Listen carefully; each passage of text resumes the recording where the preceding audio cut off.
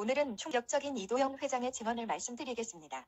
김문수 TV와 부산일보에도 보도되었으나 반박이 없는 것으로 보아 팩트에 가까운 것 같습니다. 이도영 회장은 1933년생이며 17세의 나이로 625 전쟁에 참전하여 최전방에서 10개월간 근무하였다고 합니다. 군생활 총 14년이며 제대 후에 조선일보 기자, 편집장 28년, 조선일보 일본 특파원 7년, 도쿄대학 교수, 개요 대학 교수를 역임하였습니다. 그가 김문수 TV에 출연하여 증언한 내용은 문재인은 남한 태생이 아니다 라고 주장하는데 사실이라면 대단히 충격적입니다. 그가 자신의 주장을 뒷받침하는 근거로서 첫째, 문재인은 함경도 사투리를 쓴다는 것입니다. 태어나서 10살 때까지 배운 언어가 마더톤이 된다는 것이며 본인이 전쟁터에서 여러 지방의 군인을 만나봐서 잘 아는데 문재인 본인은 숨기려고 하지만 그의 억양은 분명히 함경도 사투리라는 것입니다. 이것을 감추기 위해서 A4 용지를 읽거나 항상 말을 어버버하는 스탠스를 취한다는 것입니다. 이 부분은 언어 분석 학자에게 맡겨보면 진위를 알 수 있을 것 같습니다. 국민의 알 권리입니다. 두 번째, 문재인이 당선 후 미국 방문 시 제일 먼저 간 곳이 버지니아 주미 해병대 장진호 전투 기념비라고 합니다. 이 부분도 좀 의아한데 문재인은 이곳을 방문해서 6.25 때 흥남부두에서 배 타고 내려왔다는 사실을 강조합니다. 이 행사도 문재인의 그 동안의 행위를 보면 위장쇼일 수도 있겠다는 생각이 듭니다. 국민들이 관심을 가지고 파보아야 합니다.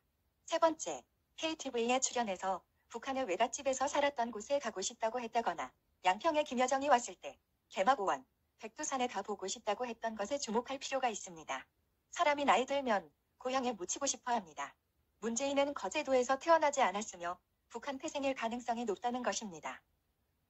얼마 전 KTV에 출연하여 인터뷰한 적이 있는데 흥남에서 탈출하여 크리스마스에 거제도에 도착하였다고 1차 해명하고 있고 2차 영상에서도 장승포항에 내렸다느니 일반인들도 충분히 알 수 있는 보편적인 사양, 거제도의 경치에 대해 설명하고 있으나 눈을 깜박거리고 있습니다. 거짓말을 하고 있다는 증거입니다. 이 장면도 전문가에게 맡겨 확인할 필요가 있습니다. 국민의 알 권리입니다. 네 번째, 문재인의 아버지 문용형은 북한군 장교로 6.25 전쟁에 참전했다가 상위로 승진하고 1950년 낙동강 전투에서 포로로 잡혀서 부산 거제동 포로 수용소에 있었던 것으로 보입니다. 이름이 비슷해서 그렇지 거제도가 아닌 것입니다. 이때 현재의 강한옥을 만나서 눈이 맞았을 것이라고 하는데 1953년 문용형은 포로송환 정책으로 북송되었다고 합니다. 당시 북송자 명단을 찾아보면 있을 겁니다. 이것은 국민의 알 권리입니다. 다섯 번째, 문재인은 49년생으로 북한에서 태어났으며 10살 되던 해인 1958년에 문용형과 함께 난파된 간첩일 수도 있다는 것이 일본 아사히의 논조입니다. 1953년생 용띠라는 문재인의 말은 것은 거짓일 가능성이 높다는 것입니다. 게다가 신문에는 강한옥이 문재인을 업고 계란을 팔려고 부산까지 갔다는데 말이 안 되는 것이 당신은 교통이 나고 하여 근처의 마산이라면 모를까 애를 업은 엄마가 부산까지 갔다는데 지도상의 거리를 한번 보십시오.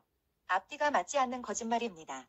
여섯 번째, 노무현 정권의 민정수석으로 있을 때 직권남용으로 51세인 자신의 나이를 74세로 속여서 남북이산 가족 상봉 때 통일부에 등록하여 이모를 만난다고 자기 가족을 데리고 갔던 일이 당시 언론에 대서특필되고 일파만파였습니다.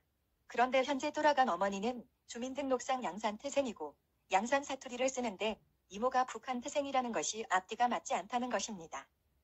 그리고 이산가족 상봉씨를 자세히 보면 이모가 55세라는데 문재인과 동갑내기로 보일 정도 아닙니까?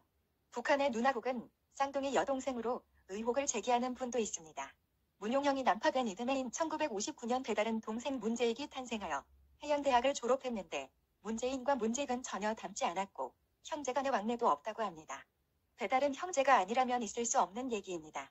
얼굴 생김새, 뼈대도 확연히 다릅니다.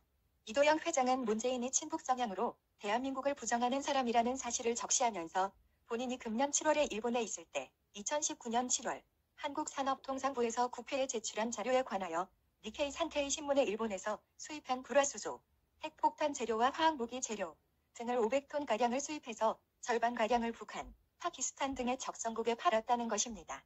일본 정부에서 이에 대한 확인을 요청하자 엉뚱하게 반일 감정만을 부추기고 있다는 것입니다.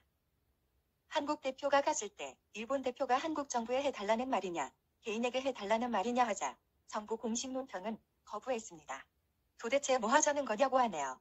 게다가 신용복은 뺄갱이 중에 상형 뺄갱이인데 문재인은 우리나라의 위대한 사상가이고 제일 존경하는 사람이 신용복이다 라고 했으며 김원봉이가 국군의 뿌리라느니 1919년 임정이 대한민국의 건국의 기초라고 합니다. 대한민국 6개 공군의 역사가 70년인데 어째서 건국 100년이 됩니까?